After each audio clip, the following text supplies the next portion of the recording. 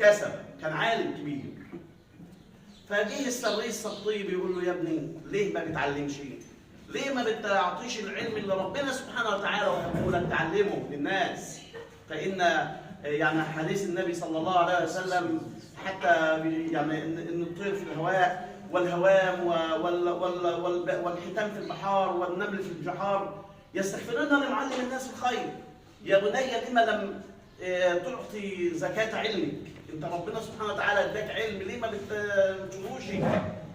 فقال: يا شيخ يمنعني من ان احدث الناس في العلم 3 آيات من كتاب الله. 3 آيات بيمنعوني.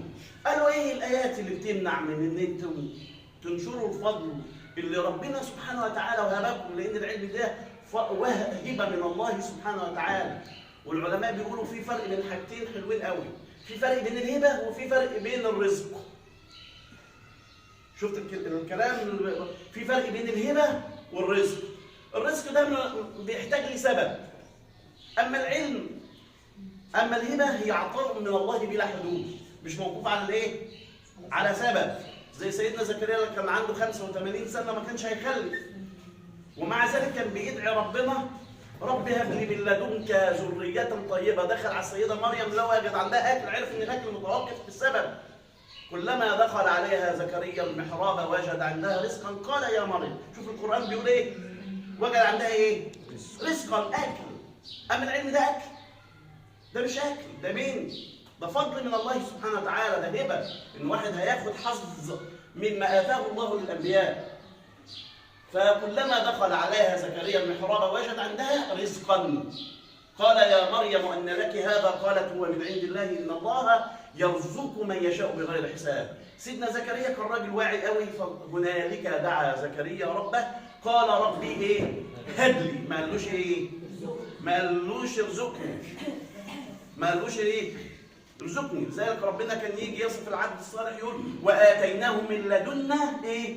وآتيناه من لدنا علما. يبقى في هبه ولا رزق؟ هبه من الله سبحانه وتعالى. اما الرزق متوقف على السبب.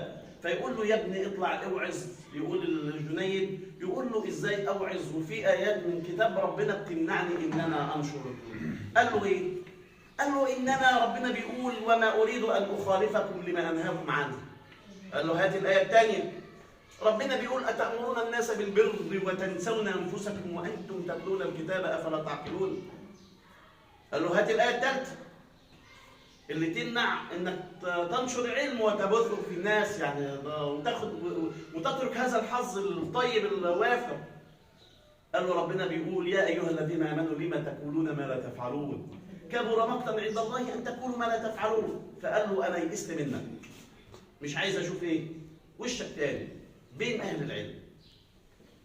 فالإمام الجنيد راح نام، فوجد فيما يرى النائم، وجد من يأتيه في نومه النبي صلى الله عليه وسلم.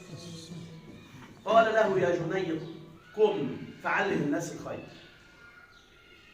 فإن لكل شيء زكاة، وزكاة العلم الوعظ، إنك تعلمه.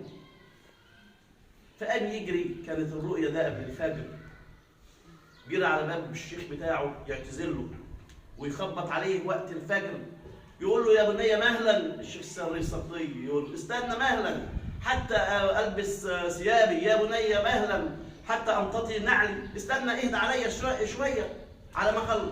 قام الشيخ السري السقطي فتح له ده في الوش، قال له: يا جني، من غير ما يتكلموا لسه، لا تقوم للوعظ الا ان ياذن لك رسول الله.